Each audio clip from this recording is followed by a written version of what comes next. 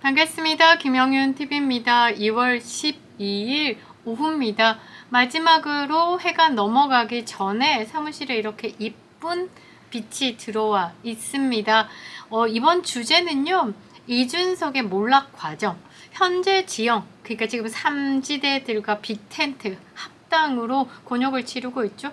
그 다음에 외부 요인들, 그리고 이준석의 가장 치명적인 결함인 인성부재, 이 부분과 조합해서 평해 보도록 하겠습니다. 국민의힘 최연소 당대표, 그 다음에 그 개혁 보수의 아이콘, 청년 정치를 말하다, 이래서 새로운 느낌으로 참 이렇게 지지를 많이 받았었는데요. 도대체 왜 뭐 때문에 지금 뭐 어쩌다가 민주당과 이렇게 정의당 출신의 좌파 세력들과 합당을 했을까? 왜 이런 선택을 했을까?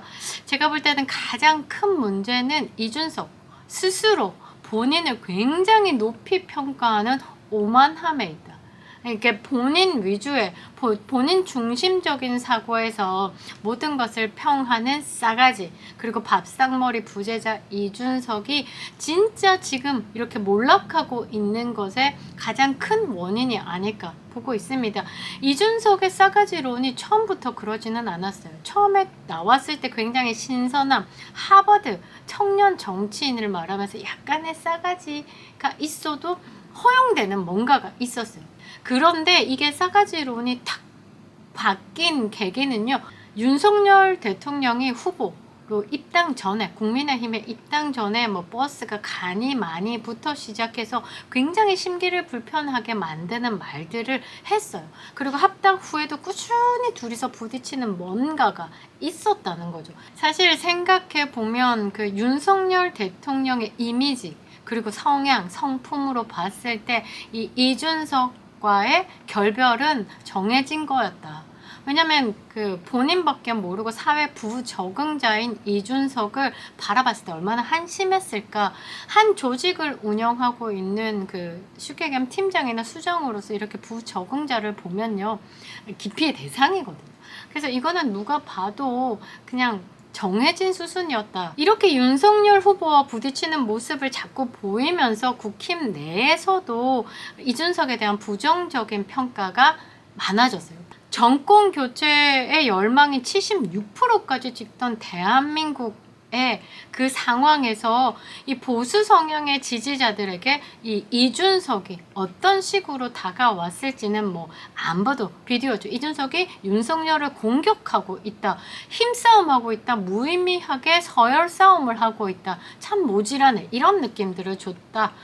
아무튼 뭐 윤석열과 이준석의 갈등은요, 계속 됐고요. 여러분들 기억나실 거예요. 대선 기간 동안 2번의 가출, 김기현 당대표가 집으로 가는 윤석열 후보를 돌려서 이준석과 앉는 장면까지. 그땐 제가 당사 앞에서 이준석 탄핵하라 이제 외칠 때였기 때문에 참 저도 그때 왜 김기현 뭐 이랬는데, 지금 생각해보면 김기현의 패북 사태가 이유가 있었구나.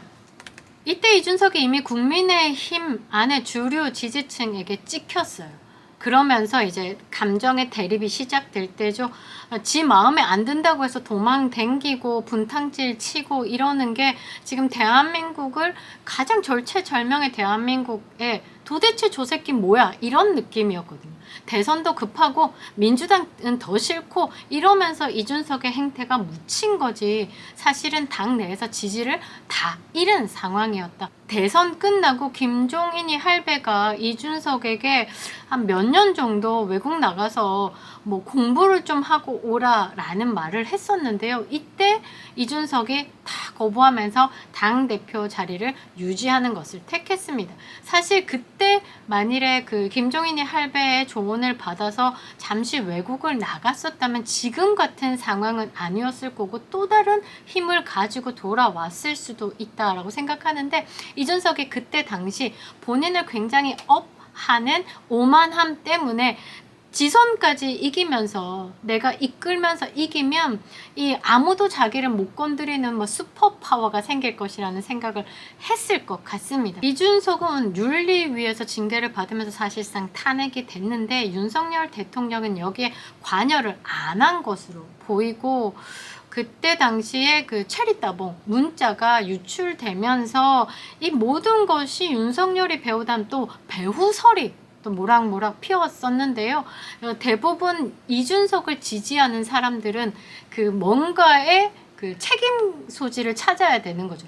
그래서 윤석열이 모든 것을 지휘했다면서 또 그 책임론으로 배후설 이런 것들이 있었는데 그거는 아니었고요.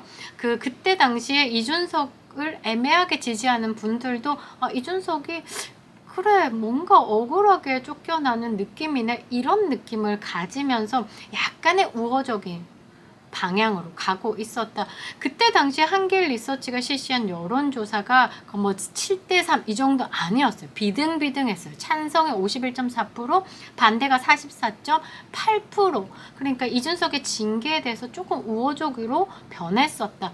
이때 만약 그 이준석이 한 번만 더 깊이 생각해서 억울함을 호소하고 약간 정치를 떠나 있다든지 그 불쌍한 모드로 갔었으면 지금과 또 다른 상황이 됐을 건데, 이때 그래 결심했어 해서 이제 자맹 모드로 간 게 아니라 오히려 들이받았습니다.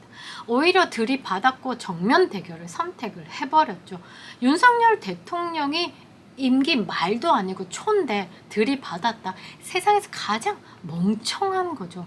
그때 신군부에 막 비유하고 뭐 가처분 신청 내고 유엔에 제소를 이야기를 하면서 세상 가짜음을 보였는데요. 이때 이준석이 그래도 억울하네 라고 좀 쉴드 치던 사람들이 입을 닫기 시작했습니다. 결국 이준석은 양두구육이라는 발언으로 추가 징계도 되고 가처분 신청도 기각이 되면서 정진석 비대위가 들어섰죠. 반격이 실패했습니다. 이때 변호사비 안 줘서 지금 7,700만 원과 지연 이자를 지급하라는 판결도 받은 상태입니다. 이때 이미지가 완전 바닥을 쳤죠. 이때 다시 조금 좀 죽어 있는 거, 아유 죄송했습니다 라고 엎드려 있었으면 또 달랐을 건데, 바로 이어지는 전당대회에 천하용인을 드러내면서 또 까불었다는 거. 이때 조금 숙였어야 되는데 이때도 못 참았다. 그때 당시에 유승민이 당대표로 나오고 이준석이 다시 뒤에서 서포트를 한다라는 설들이 있었는데, 이미 대가리가 커진 이준석이 유승민을 당대표로 세우고 지가 갑질을 해야 되고 지가 대장질을 해야 되는데 이 뒤로 들어가는 게 허용이 안 됐었죠. 그래서 천하용인을 냅니다. 천하용인을 내면서 이 사람들이 부각이 돼야 되는데, 그때 대선 때처럼 본인이 부각되기 위해서 네 마리 말로 전락시키면서 본인이 배너 흉내를 냈었죠. 온갖 방송에 나와서 이준석의 전당대회에 승을 보인다라는, 유리하다는 판단을 본인 입으로도 이야기를 했다는, 그렇게 강력하게 믿고 있었을 거다. 왜냐? 이준석이 당대표 시절에 20만 정도 되던 국민의힘 지지자가 대선을 지나면서 83만까지 올랐어요. 이준석이 그때 갑자기 60만이 는 게 본인의 사람들, 본인을 지지하는 사람들이라고 착각을 한 거죠. 그렇게 하면서 이렇게 계산해보니까 전당대회 때 분명히 승을 할 수 있다. 20% 정도 받을 수 있다. 당원 100%라도. 방송에 나와서 27% 득표율을 예상한다. 이런 발언도 심심찮게 했습니다. 제가 볼 때는 왜 이럴까라고 생각했는데, 지금 와서 보면 그때 당시에 굉장히 뭔가에 취해 있었다. 그래서 조금 모자라다. 이 정치적인 판단 자체가 조금 모자라다. 그래서 이게 뭐 개혁을 말한다, 부당함을 말한다 라기보다는 윤석열이 미워, 한동훈이 미워로 가고 있는 거예요. 그래서 저도 이제 계속 꾸준하게 내부 총질의 이유는 윤석열이 미워, 삐졌다, 그렇게 자꾸 이야기를 하는 게 대부분의 국민들이 그렇게 공감을 하고 있다는 거죠. 근데 여기서 하나 더 미스가 뭐냐면요, 이준석이 안 건드려도 되는 사람을 하나 건드렸어요. 누구? 안철수. 그래도 안철수는 대권 주자거든요. 대권 주자였고 마지막까지 가다가 윤석열 대통령과 함께 손을 들어줬던 분이고 사실 정권 교체에 가장 큰 역할을 한 사람이 안철수, 그 다음에 두 번째가 저는 원희룡이라고 봐요. 후보에서 탈락하고 적극적으로 도왔거든요. 이 안철수 의원을 찝으면서 톰과 제린이 조롱하고 본인 등급 자체가 레벨도 안 맞는데 그러면서 조금 나락으로 떨어졌고 이미지 자체가 싸가지 없는 놈, 굉장히 가벼워졌다. 그래서 그때 당시에 천하람을 뭐 27, 8% 받는다라고 얘기했던 자신감은 10%, 15% 받고 낙선을 하고 그 네 마리 말들은 다 떨어졌습니다.